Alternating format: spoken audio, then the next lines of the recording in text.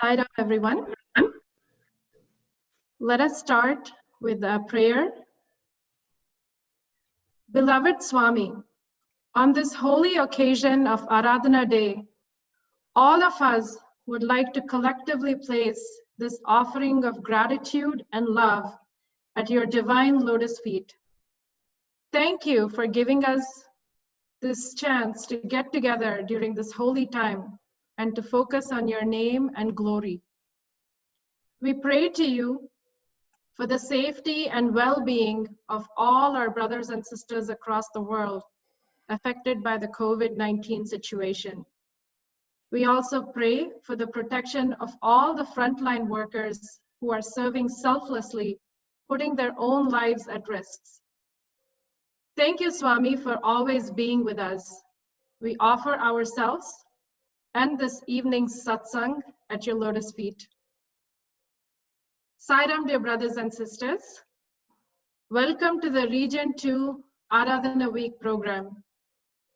To celebrate the presence of our beloved Swami in our lives, we have a series of very inspiring talks this whole week, starting this evening at 7:30.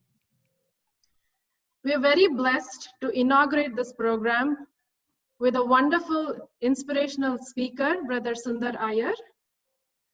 Our moderator for this evening is Brother Sanjay Uchil. He is the president of Sathya Sai Center of Baltimore. I will now turn this over to Brother Sanjay. Thank you all. Sai Ram. Sai Ram Aparna, thank you for the wonderful prayer. And thanks to the region for organizing this these 7-day satsang. Invoking Swami's presence, Sai Ram to all. Hope all are safe and healthy. So every year, Sai centers around the world observe Aradhana Day around this time of the year. And each center tries to have a one-day event and maybe one speaker. Today, because of our present circumstances, all the centers and groups, big and small in our region, have access to some of the most sought after speakers, and that too for 7 days, truly a week of Aradhana. If ever there was lemonade to be made from too many lemons, I don't think sweeter lemonade could have been made than to spend the days of quarantine in thinking of Swami and listening to his glories. Extremely grateful to Swami for giving us a 7-day series of satsang sessions. So as Sister Aparna mentioned, to kick off the series, we are very fortunate to have a globally recognized speaker, Sri Sunder Iyer. He really needs no introduction. Brother Sunder studied in Swami's college. He joined the college in 1979. After graduation, he went on to do his master's and then his PhD in banking and finance. He also taught in Swami's Institute until 1994. Sunder had the great privilege of learning life's lessons directly from Swami while serving at his lotus feet. Sunder is very passionate about practicing and teaching yoga. Swami presented him the gold medal for yoga during the university's convocation in 1984. He brings a lot of passion to whatever he does. He has now dedicated his life to spreading the message of traditional yoga through the principles of Sanatana Dharma. On a personal note, I have very fond memories of Sunder from my birthday days. He was such an inspiration to all of us. He was an all-rounder, good at everything he did, studies, music, and sports. What I remember most from those days is his creativity, energy, and enthusiasm. He used to come up with various and different kinds of activities. And the purpose of all these activities was simply to get Swami's attention. And that's what inspired many of us. I feel that we all need that kind of single-minded focus in this journey. Every waking activity must be mindfully done to get us to that destination that each of us has chosen for ourselves. So that said, a quick request, and I think everyone's already aware of this. Kindly mute your audios and also maybe turn off the videos just to minimize distractions. So we only have the speaker, the focus is just on the speaker. And if you have any questions or comments, kindly enter them in the chat box and we'll take them up once the speaker is finished the main talk. So with that said, it's my privilege and honor to welcome dear Sunder. Sign off. Sai Ram, everyone, dear brothers, sisters. I begin with offering my most prayerful salutations to the lotus feet of my beloved Sadguru Bhagavan, Sri Sathya Sai Baba. Before I begin, I would like to also offer my heartfelt gratitude to the organizers of this program, moderator, Brother Sanjay, Aparna, Sister Aparna, and dear Abhinav. Thank you so much for giving me this opportunity to be of service yet again, to speak of something I'm truly passionate about. As Sanjay said, Sai.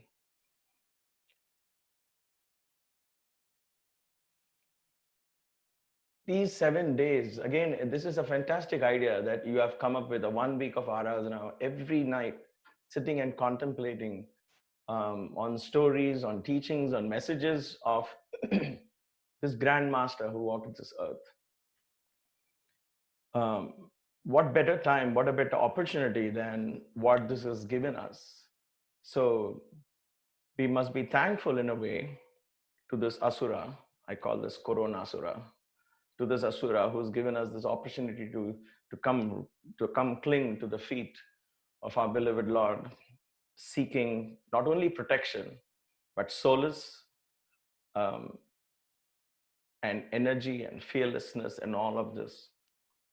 So it is a great opportunity. There is always a golden opportunity in every situation that comes to us in life. This is one of the lessons I learned from Swami. And rather than sitting and complaining about, oh my God, why did this happen to me? Or what is happening around? I've learned to look for the calm, the eye in the storm. Go to the eye in the storm and look for that precious little lesson that is there, hidden, that is waiting to reveal itself, not only to an individual in a situation like this, which is universal. You might say, what is there in it for me? Everybody is getting affected. But the point is that there is a lesson for each one of us. That is how the divine orchestrates this. And each one of us takes a different lesson home. And when we learn that lesson, we begin to benefit by that. And then we always look back and be grateful. Say, thank God for that situation that awoke me or awakened something within me. To me, the life of Swami comes so, it's so divine. It just words fail me to describe how many years that we spent with Swami. When I say we, I mean Sanjay, me, Maya, all of us, all students who are here. It's so amazing that we actually spend time with a teacher who was not only talking to us on a physical plane, but on a spiritual plane, he was dealing with thousands of others. On a mental plane, he was dealing with thousands of others. So it was at different levels, he was able to reach out to so many. And there is no doubt, my dear friends, there is no doubt that this Sai is an energy now, which has no space, no time to contain. He was a body once, the body you and I knew, that we endearingly call Swami.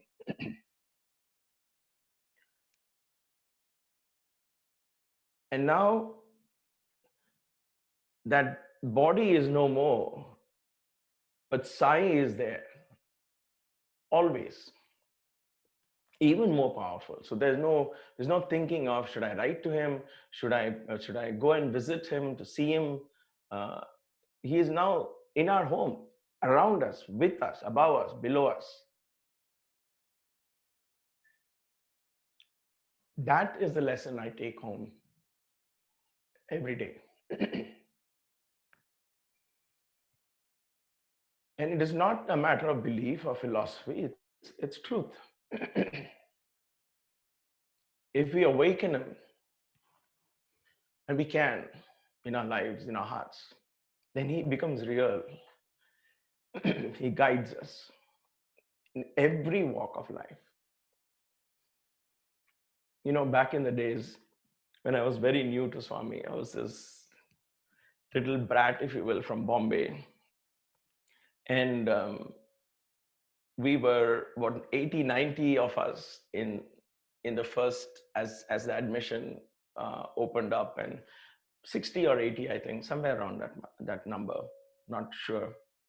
And so Swami would walk by, and I was completely new to Swami. I didn't know Swami at all. Okay. So my parents were not devotees, or nobody knew. They said, okay, there's free education. One thing led to the other. Anyway, that's a long story. So I'm in Swami's college, and I'm watching him. I'm watching people touch his feet, and I'm also doing that because you can't be the black sheep there. And so I'm doing that, but my heart was not in it. I liked Swami. I liked the fact that he would come and meet people. Until then, I was used to gurus who would sit and everybody would go to them. But here you sit and the guru comes to you. I think that is very symbolic of the very energy of Sai. You don't go to him, he comes to you.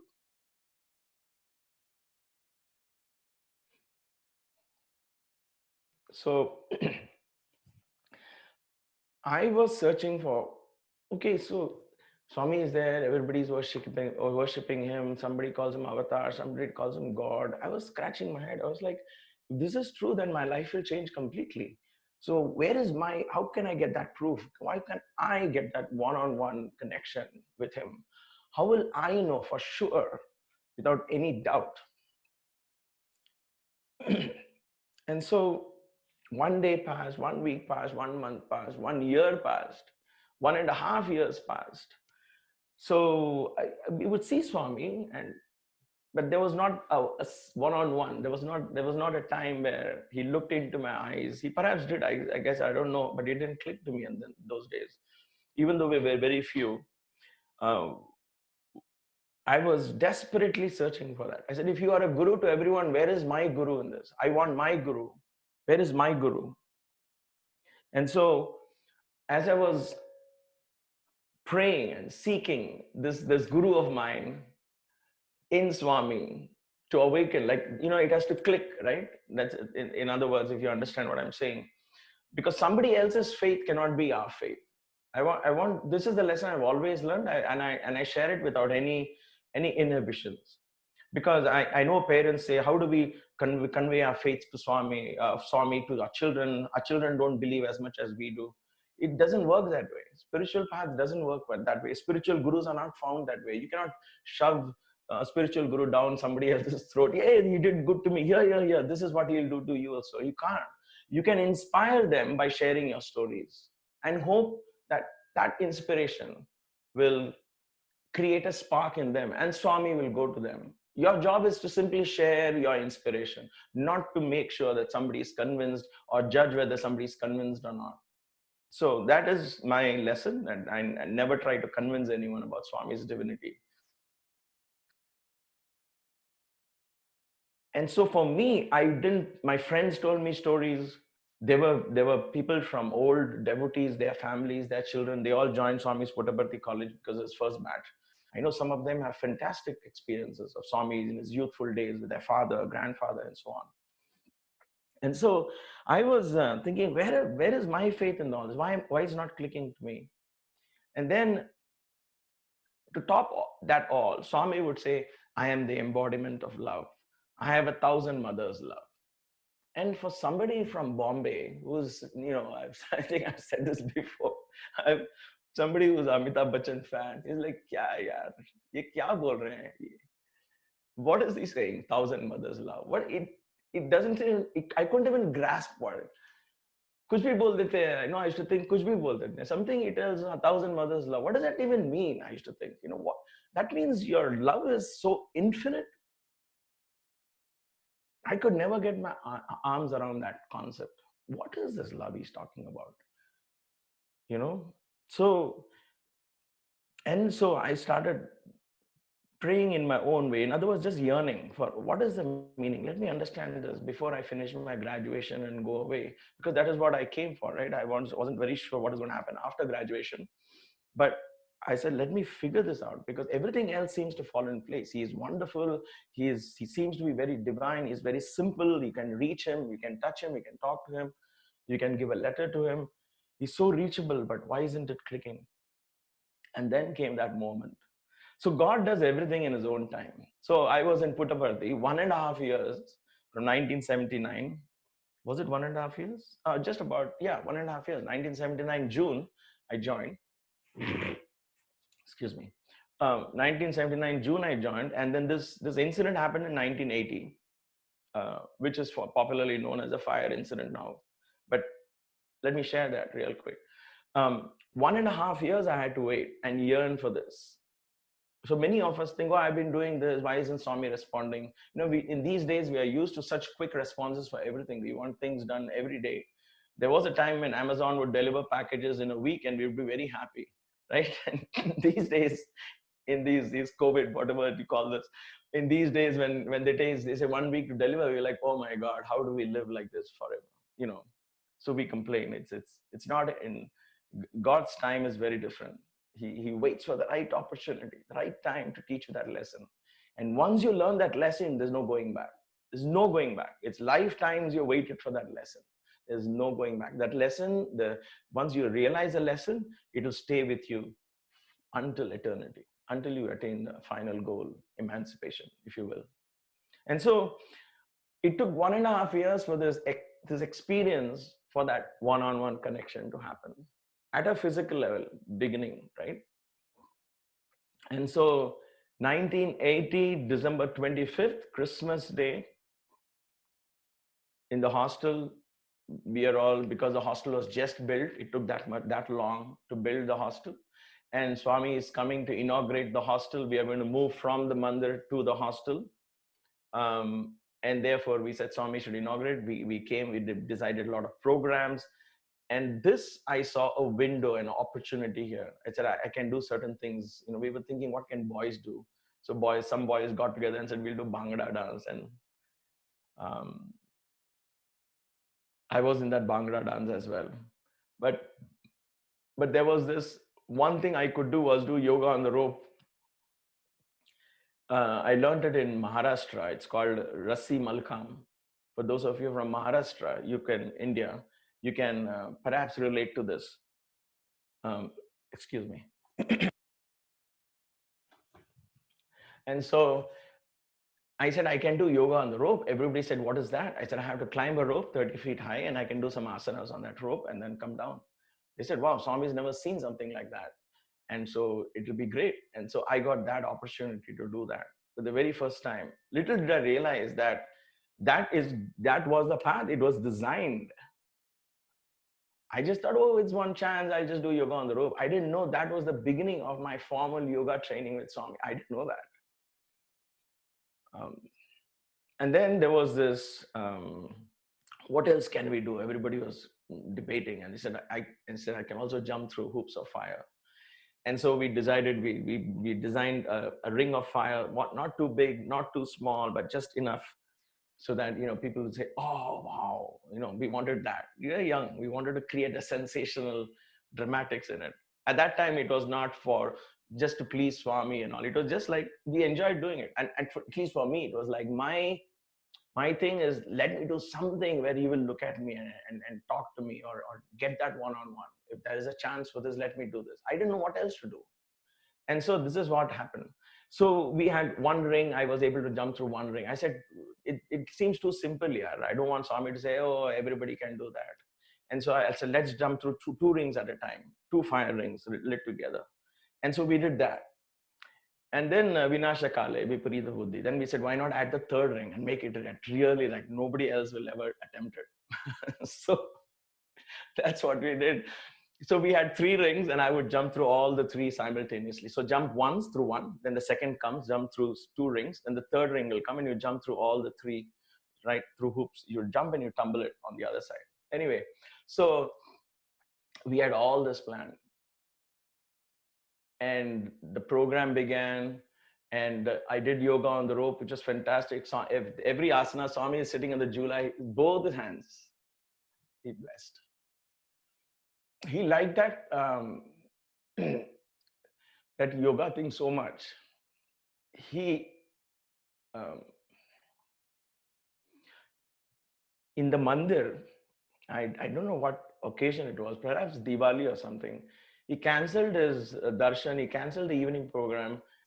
He planned it ahead in time, but he gave me that opportunity. He said, build the poles here, put your rope and do it here in the mandir so everybody can see. I had that opportunity again to do that. And then again on a 65th birthday, I think, if I'm right, or 63rd birthday, I'm not sure. Or 60th birthday, I'm not really sure. But anyway, that was a birthday time. Again, he asked me to do. So it was just fascinating for me how he took liking for that, showing me subtly, this is your path, go into it. And this is where you will see the real me. So yoga was good. And then comes a fire ring. So I'm jumping through one ring. I jumped, everybody clapped. I jumped through two rings, everybody clapped. The third ring came. What happened was these boys are holding the rings. Their hands started getting very warm. And so the first boy started saying, Sundar, forget it. Let's just stop at two. I said, no, man, just hold on. Hang on there. I'll finish the third one real quick. Swami knew what was happening. He already sent the warden, said, go stop this boy from doing the third ring. But by the time the warden reached, I had started running towards the three rings are lined and I'm going to jump. So I am running from this direction. And right opposite on the other side is Swami watching this. Unknown to me, as I was running towards the ring, he got up from, he jumped up, as the boys told me later. He jumped from his jula because the boys in his jula, right? Swami's, they're gently swinging him. So he has no time to say, stop, I have to get down. And I believe he jumped from that. He jumped and he started briskly walking towards this three rings. And I am coming from there. Unknown what's going to happen. Everybody, because all the lights were dimmed because of the effect that we wanted to create, it's dark.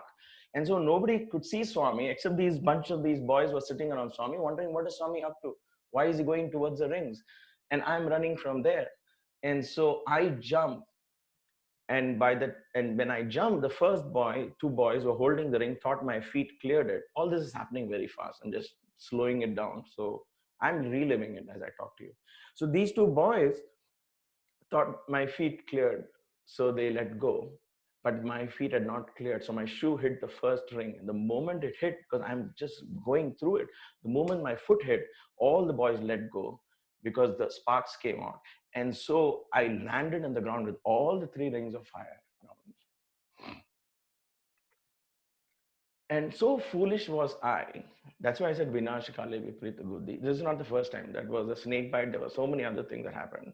I guess I don't learn it easily. I'm a dumb student, if you will. But I was so stupid that day that I had actually worn, because I wanted something tight and close to my body, I actually wore a nylon sweater, if you will. What was I thinking? I don't know. And so I jumped. The ring is around me. I have a nylon sweater stuck to my body. And the very next moment, even before I realized what was happening, I looked around. I was enveloped with flames. I looked up. The only thing I saw was one hand. Swami's hand. He held my hand, pulled me out.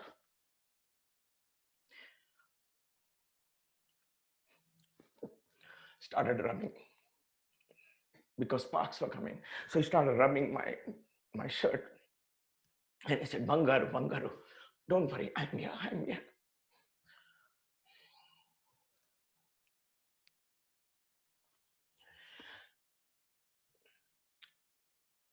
That moment was the moment I understood what he said, what he meant when he says, I have 1,000 mothers' love. When a child is in danger,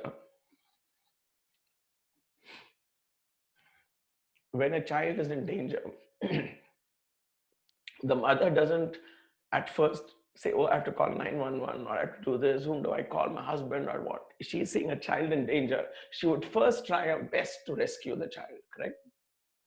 In this case scenario, it was exactly that. Now, Swami had silk robes. Swami had himself wearing things which are very highly inflammable. But in spite of that, without a second thought, his thought was only, my God, this guy's in danger. He's going to get into danger. I have to be there to help him. If that is not love, what else is? Now, there is omnipresence on one side, right? Omniscience and all of that. He has known this is going to happen. He's already sent the warden to stop me. But he needed to prove to me that I can go to any extent to save you, if that's what it is. So imagine that situation. There are hundreds of people, public were allowed. When I say public, devotees were allowed into the hostel that day. So they are about 20, 30 feet away from where I am, all over the quadrangle sitting. When they saw this happening, everybody was frozen into inaction, confused. At that moment, nobody knew what to do. Just like what's happening now, everybody's confused. Stay home, go to work, what to do, and all of that, right? That inaction moment, the only person who was at that moment, right time, right place, without a second delay, was Swami. That is a lesson we have to take home.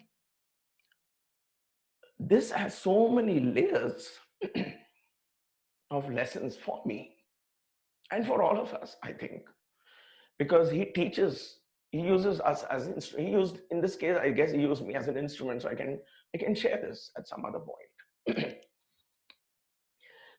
And just so many layers of what it means to be divine, what it means to be when you say, I am love. Not I practice love, but I am love.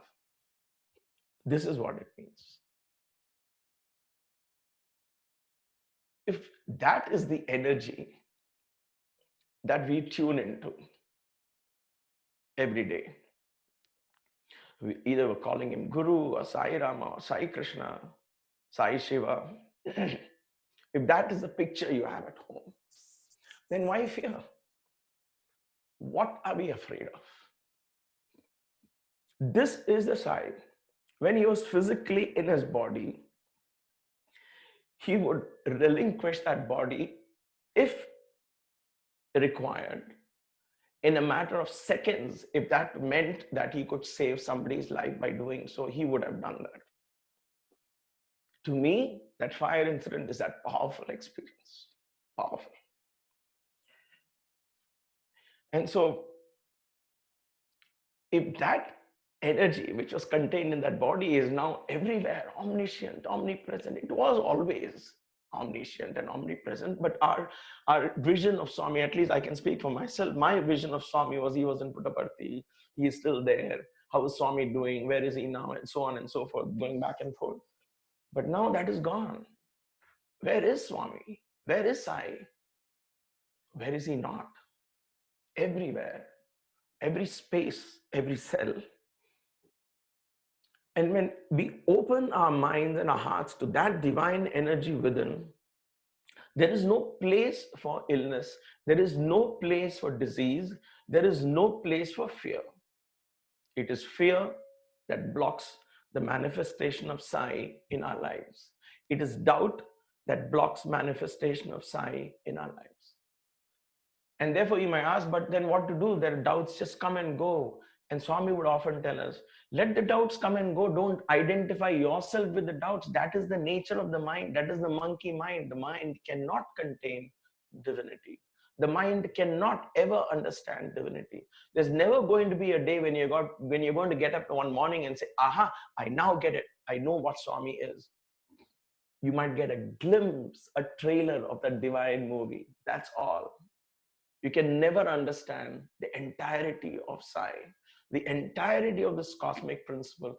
We have to go beyond our I and mind, beyond this little idea of I am Sundar, I am this body, oh, I'm going to live, I'm going to die, I'm going to be sick, this is my home.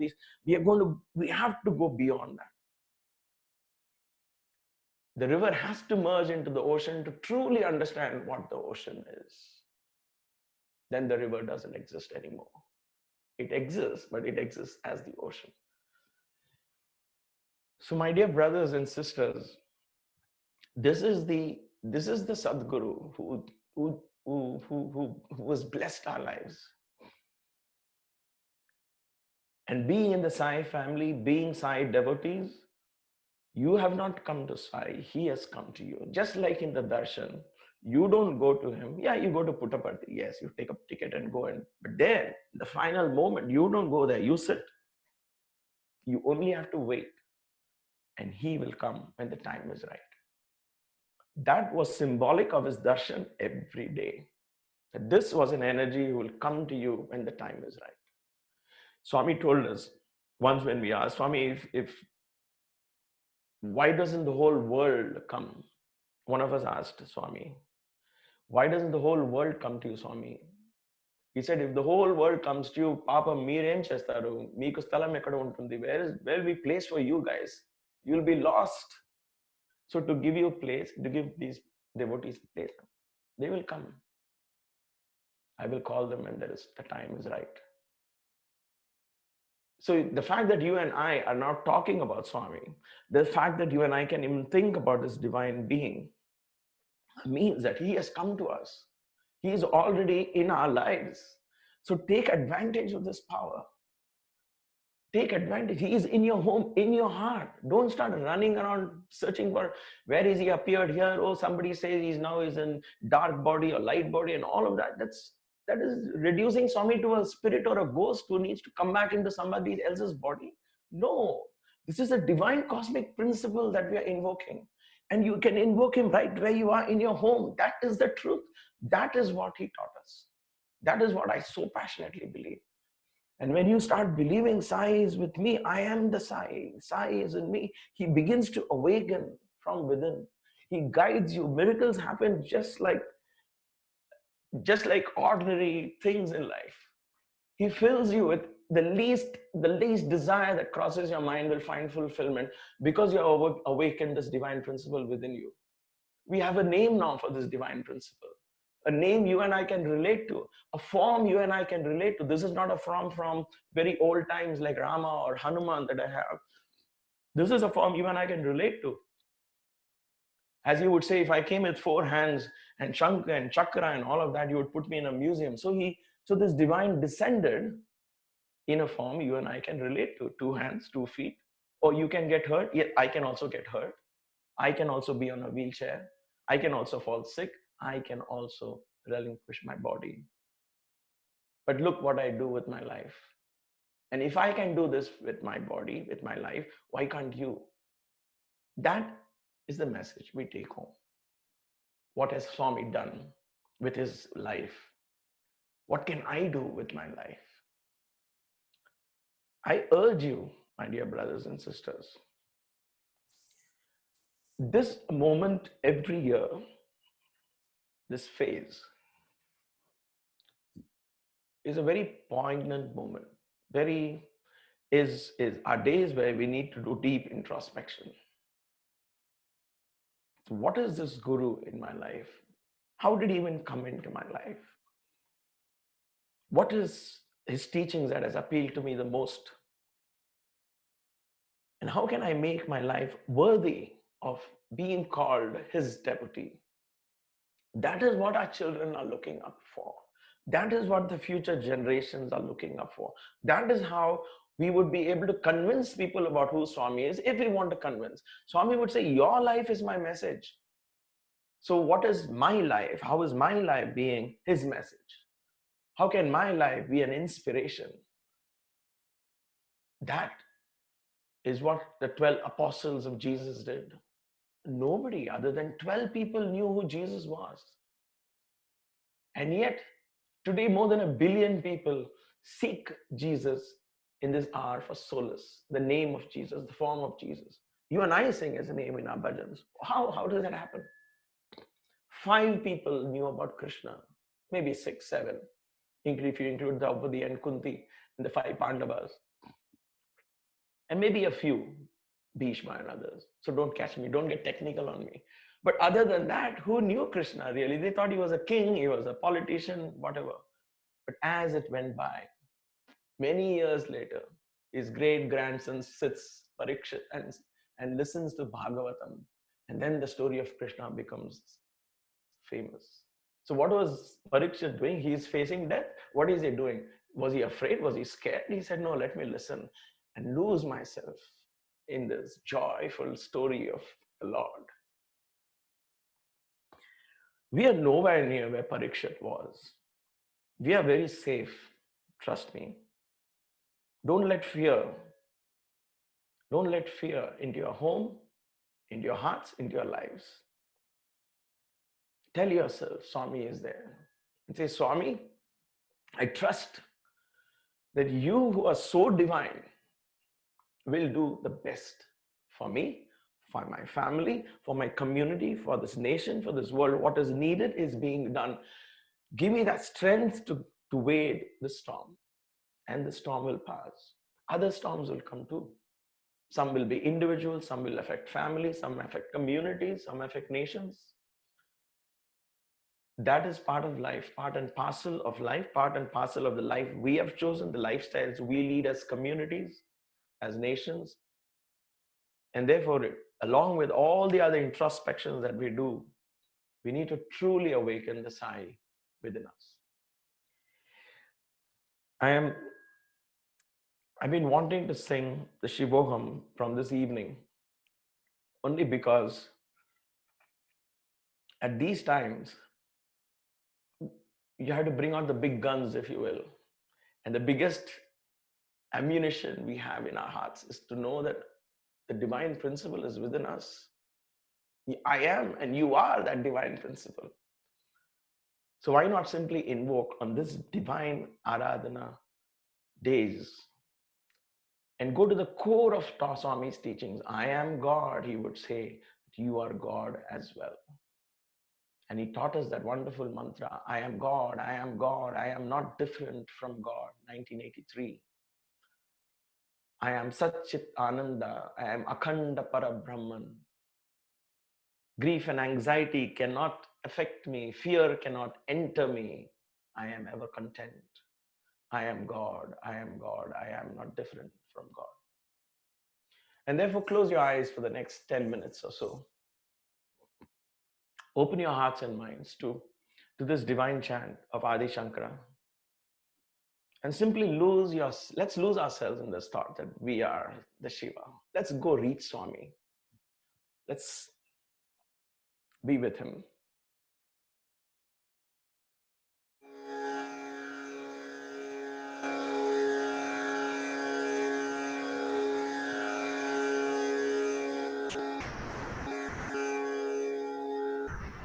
Shivoham, Shivoham, Shivoham, Manobuddhyahankar, Chittaninaham,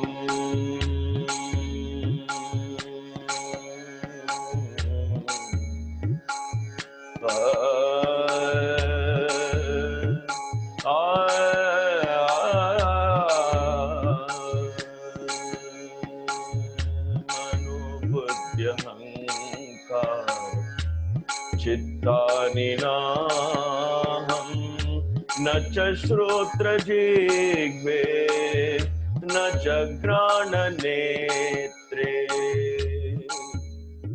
I am not the petty mind, I am not the proud intellect. Neither the mighty ego nor the minute thought am I. Touch and hearing, taste and seeing. I am not these sensual feelings. I am not the element of earth.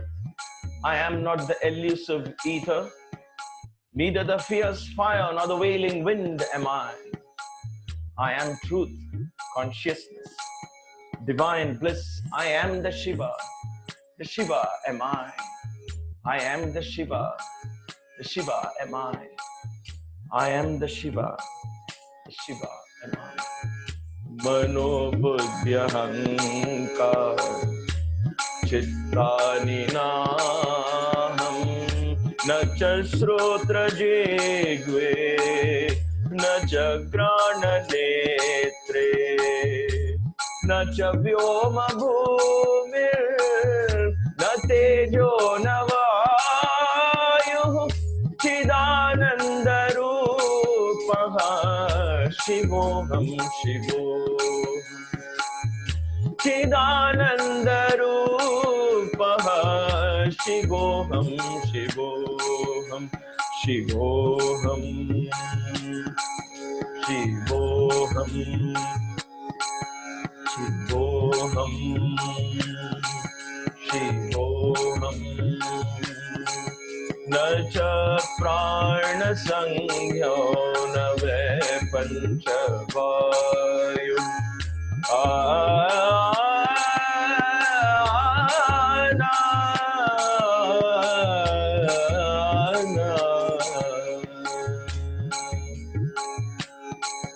न च प्राणसंज्ञो न वै पञ्चवायुः न वा सप्तधातुर्न वा पञ्चकोशः न वा सप्तधातुर्न वा पञ्चकोशः I am not the vigorous breath, I am not the vital airs, neither the ailing elements nor the astral sheets am I. Organs of action and chain reaction like the hands, the feet, the mouth and conversation. None of these depraved organs am I. I am truth, consciousness, divine bliss. I am the Shiva am I. I am the Shiva am I. I am the Shiva am I. न च प्राणसंज्ञो न वै पञ्चवायुः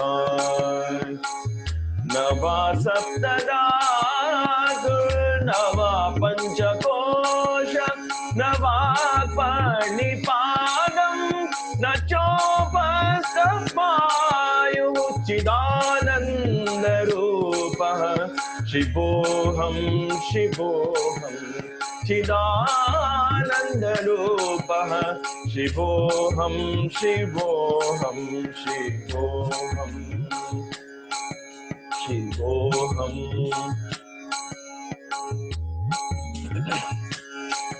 शिवोऽहं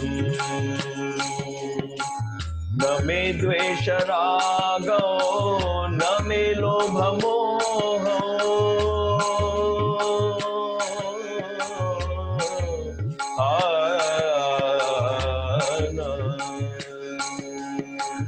न मे द्वेषरागो न मे लोभमोहो मदो नैव मे नैव मात्सर्यभावः न मे द्वेषरागो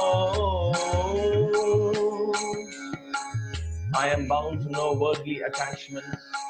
I am averse to no earthly entrapments. Greed, envy, vanity, aversions. These phantoms bind me not to delusions. I aspire not for duty, not to acquire any property, not even cherish the desire for liberty, cause I am truth, consciousness, divine bliss. I am the Shiva am I. I am the Shiva am I. I am the Shiva am I.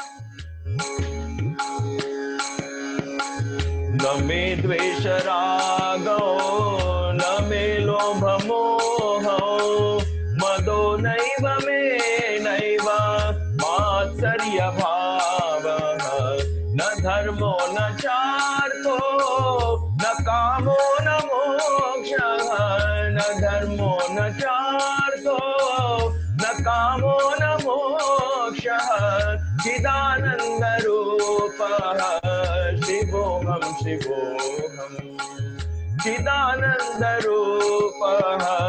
शिवोऽहं शिवोऽहं शिवोऽहं शिवोऽहं शिवोऽहं न पुण्यं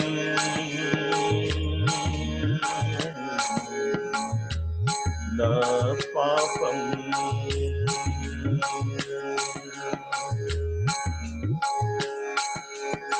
पुण्यं न पापं na saukhyam na dukkham. Unaffected by virtue, untouched by vice. I feel no pleasure, I face no pain. No magic chants empower me, no mystic places purify me. I am not the dogma, I am not the doctrines. I am not the sense, I am not the senses. Sensuality to me makes no sense because I am truth, consciousness, divine bliss. I am the Shiva am I. I am the Shiva am I. I am the Shiva am I. Na punyam, na papam, na saukhyam, na dukkham, na mantro, na tirtam, na veda, na yagna.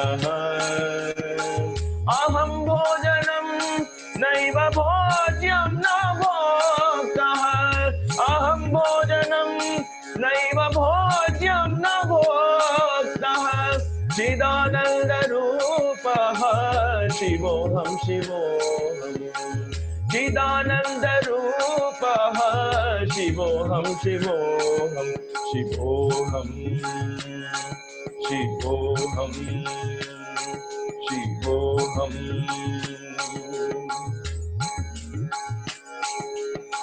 Na mrityur na shanka, na me jati vedaha.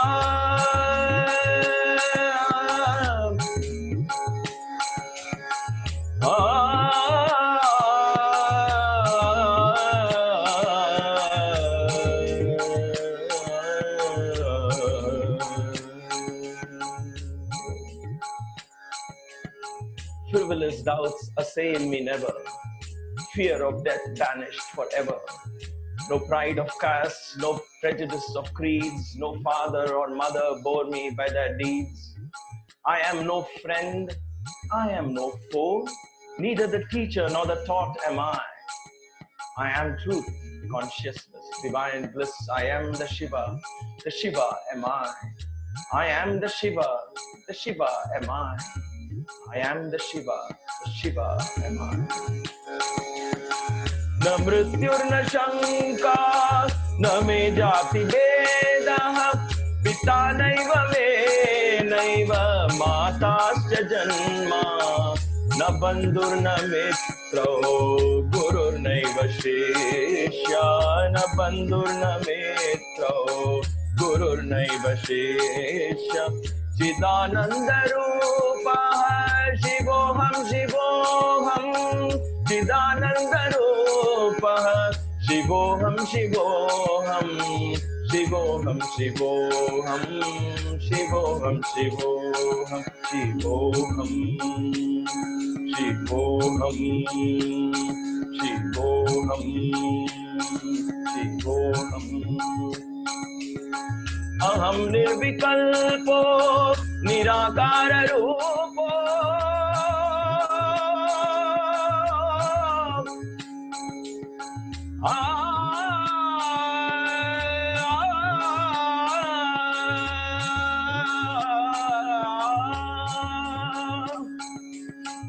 Aham nirvikalpo, nirakara rupo. Vibhutva cha sarvatra, sarvendriyanam. Aham nirvikalpo. Omnipresent, omniscient, omnipotent am I. The unfathomable, inscrutable Shiva am I. I am truth, consciousness, divine bliss. I am the Shiva am I. I am the Shiva am I. I am the Sai am I. Aham nirvikalpo, nirakara rupo. Vibhutva cha sarvatra, sarvendriyanam. Aham nirvikalpo. Swam yagna, swam vachatkara, swam indra, swam vishnu, swam brahma, swam Pajapati, swam dada apo jyotirrado amritam brahma bhurvuvassu परो ईशानः सर्वविद्यानां ईश्वरः सर्वभूतानां ब्रह्माधिपति ब्रह्मणोऽधिपति ब्रह्मा शिवो मे अस्तु सदा शिवो ब्रह्मा शिवो मे अस्तु सदा शिवो ब्रह्मा शिवो मे अस्तु सदा शिवो अहं निर्विकल्पो निराकार रूपो विभुत्वमत्र सर्वेन्द्रियाणां न च संकटं नैव मुक्तिर्न मेय चिदानंद रूप शिवोऽहं शिवो चिदानंद रूप शिवोऽहं शिवोऽहं शिवोऽहं शिवोऽहं शिवोऽहं शिवोऽहं शिवोऽहं साईश्वराय विद्महे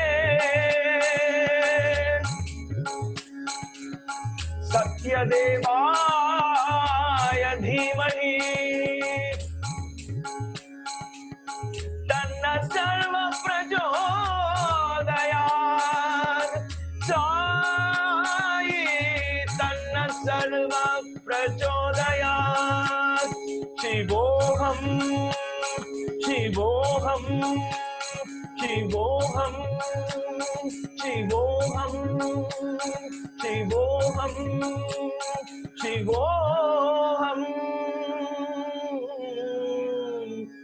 शिवोऽहं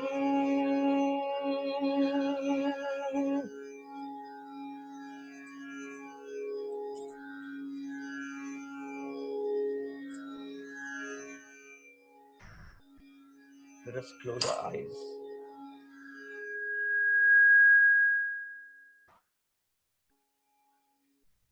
And meditate on this divine form of Sai.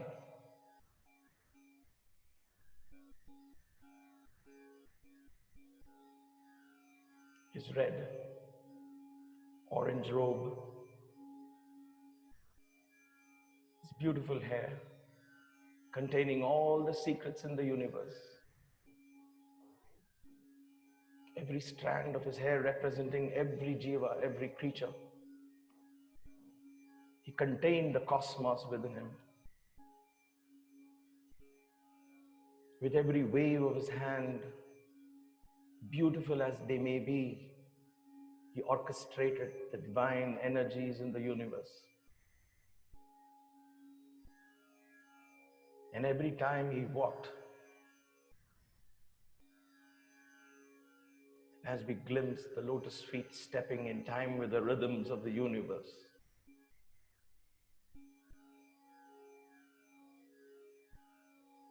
such is the glory of this energy of Sai as we meditate upon him. May this energy fill our hearts, our minds. May this divine energy of Sai fill our homes, hearts and minds and spirits of our children. And may our thoughts, our words, our action forever reverberate with the power of Sai.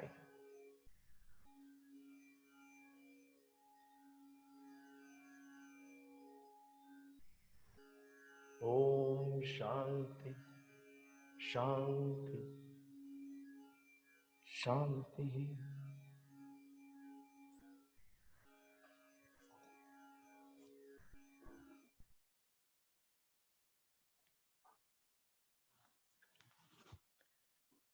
Sairam Sundar. Sairam Sanjay. Thank you so much for taking us through such a beautiful journey. It was wonderful. What a way to start this week and talking about Swami's glory. No better way to understand everything that Swami did, but from that perspective of that small incident that you shared, the fire incident. He saw himself in all of us, and that's why he did everything else that he did. And what a way to conclude the same message in this beautiful poem written by Shankaracharya. A couple of quick questions. Has Swami spoken about this prayer? Do any incidents that you remember? And second is there any? Do you have any practical tips on how one can constantly be reminded of the fact that they are indeed the unchanging reality? Two very short questions, but I think they deserve more than a few sentences of answer.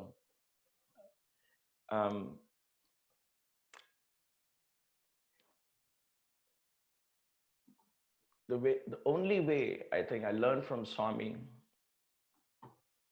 about prayer was, in prayer, you commune with Swami. You sit in his presence, you have a desire, a petty desire, you offer it at his feet. Whether it is prayer for you or a selfless prayer for the world or whatever it is, you take it and say, here, this is my prayer for today. Place it at his feet like you would offer any flower. And then forget what you asked for and go into Swami's presence and lose yourself in the joy of being in communication with this divine energy. Everything else is taken care of. The story was taught in Sudama, where Sudama goes to Krishna with a laundry list of prayers, but in his presence, he forgets to ask because he's so joyful to have met this divine friend. And when he comes back, all of those desires are manifested. To me, the prayer is when you go into silence, complete silence. You may have been urging to ask something. So take that prayer. Yet you know better than me. You know when this should manifest, how this should manifest. You take it, you handle it. And I'm off the burden. And therefore, you allow the divine to orchestrate and manifest that into your life. To me, prayer is going into silence. How do we remember that we are divine, and how do we keep this divinity always constant? It is a lifestyle that you adopt. If 23 hours a day or 16 hours a day, assuming that 8 hours we sleep, so out of the 24 hours, 16 hours that we are awake, if we are constantly thinking of things outside and never taking time to go within, then it's almost impossible. But should I then give up everything and 16 hours do this? No. It is that one session, whether it is 5 minutes, 10 minutes, 15 minutes, it's up to you. You have to enjoy it. And that enjoyment will increase or hold the session. Time really is of no consequence. But that one session you have to have with your divine guru, alone time. I'm not talking of weekly bhajans that you attend. I'm not talking of family time. You sit together and pray. All alone time. Where is your alone time with Swami? Just you and Swami. Not you in your car alone, singing, listening to Swami's bhajans. Those are all good. But that is like, by the way, I'm going to my work. That's my main thing. By the way, I'm listening to Swami's bhajans. So Swami becomes by the way. I'm not talking of those things. They're all good, supplementary. Where is your main meal? You can eat chips, you can eat chocolates and all of that snack. You can snack throughout the day, but don't we sit together and have one meal? Without that one meal, you feel I'm missing food. Don't you have that one meal? If that one meal is so important for your body, at least one meal. What about that one session of just you and Swami for the spirit? And that is what will keep the rest of the day. That will trigger so many events in the day that will constantly keep you in that focus. So please try and find that one session, whether it's morning, evening, you want to sit straight, or lie down, you want to meditate, or I don't know what it is. You have to figure that out. But you need that, just me and Swami, nobody else. No wife, no husband, no children, nothing, just me and Swami. Create that space, just you and him, and watch that divinity unfold. It's magical, beautiful. Very nice. Thank you. One other question, and this is a really nice question. I like it. Prayer and surrender. So when do you pray and when do you surrender?